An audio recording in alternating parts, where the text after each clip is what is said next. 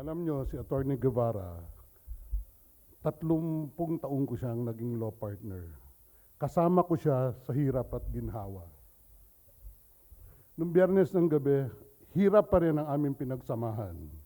Kailangan namin umutang sa mga lawyers ng taga-ES para makapamili ng aming kakainin. Noong ako po ay natalaga bilang executive secretary, isa sa mga una kong katanungan ay, maaakit ko pa kaya si Atty. Guevara na sumama sa akin, na bumalik sa OES. He was already occupying a very high position at the Philippine Competition Council. When I asked him to rejoin the OES, it was without hesitation that he said yes. Later, I would ask him why it was without any hesitation. His curt reply was, he personally believed in the incoming president. I was so disappointed because ang buong akala ko sa akin siya believe, hindi pala. My colleagues in government, last Saturday, I was informed by Despa Lina that in view of the president's possible inability to attend this morning's flag-raising ceremonies, I am being requested to stand in behalf of the President. Sabi ko sa sarili ko, napakahirap tularan ang taong ito. Una po, mas hamak na malaki ako sa kanya. Pangalawa, mas mabait siya sa akin.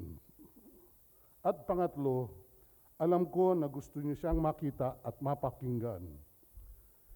Pero pagtyagaan niyo na lang muna ako. Guards, pakilista lang po yung mga aalis dyan, ha? Seryoso ko. I will just tell you a short story how I met our president. Several years ago, I was waiting for a case I was handling to be in the City Fiscal's office of Davao.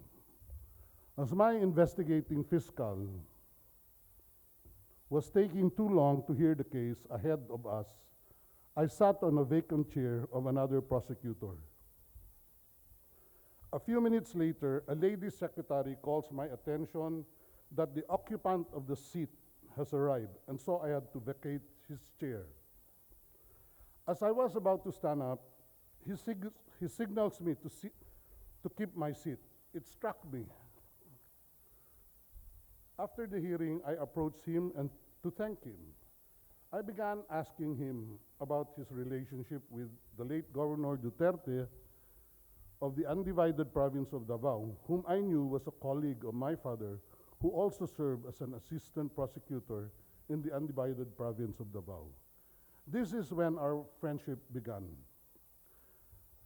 Ladies and gentlemen, the story is not about friendship, but of a public servant willing to give courtesy or comfort to the public he serves. His giving up a seat was a gesture of a public servant which will always be rewarded. As a prosecutor and mayor of Davao City, he was a very good public servant, and now he is the 16th president of our republic. The thrust of President Duterte's administration is peace and order, fight against corruption, good governance, fight against illegal drugs, and the upliftment of those who have less in life and in law. To help him achieve this, he needs the support of everyone, especially you in the office of the President. I therefore request all of you to extend that solid support, regardless of your personal opinions and preferences. He is a good person. This forward-looking administration is committed to keep and support those employees who have performed with competency, efficiency, dedication, and integrity, whether permanent or coterminous. Maraming salamat po at magandang umaga sa inyong lahat.